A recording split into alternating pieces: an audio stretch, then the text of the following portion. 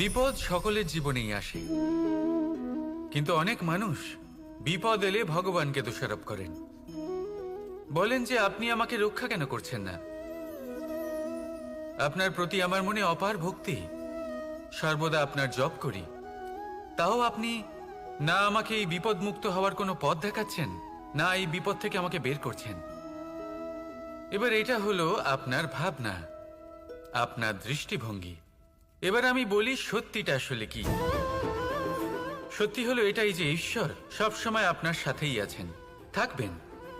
দেখুন সেই বীজের দৃষ্টিভঙ্গির দ্বারা যে মাটির নিচে চাপা পড়ে আছে, তাকে পরিণত হতে হবে এক বিশাল সুন্দর বৃক্ষে। তা তখনই হবে যখন তা ভাঙবে, ভাঙবে তখনই যখন সে উত্তাপ পাবে। উত্তাপ কোত্থেকে পাবে? সূর্যের তাপ থেকে। সূর্যের তাপ থেকে ধরিত্রীও বাঁচতে পারে না, তাকে তা সহ্য করতেই হয়। আর যখন এই ধরিত্রী আর এই বীজ এই দুই তপ্ত হয়ে যায়, তখনই এই প্রকৃতি বর্ষা আনে। আর সেই বর্ষার জলেই এই বীজ এক সুন্দর বৃক্ষে পরিণত হয়।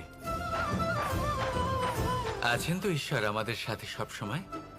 সেইভাবেই আপনার জীবনে যদি কোনো বিপদ আসে, কোনো সংকট আসে, তার মানে এটা নয় যে আপনারই কোনো পাপের শাস্তি আপনি পাচ্ছেন।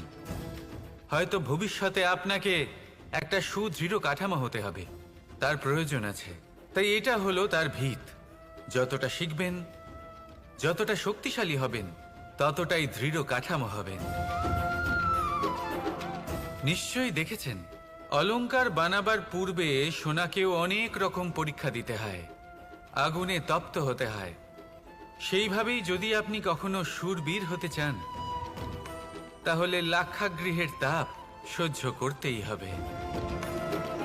তাহলে আসুন আমার সাথে বলুন, বন্দে ধর্মা, বন্দে কর্মা, রাধা।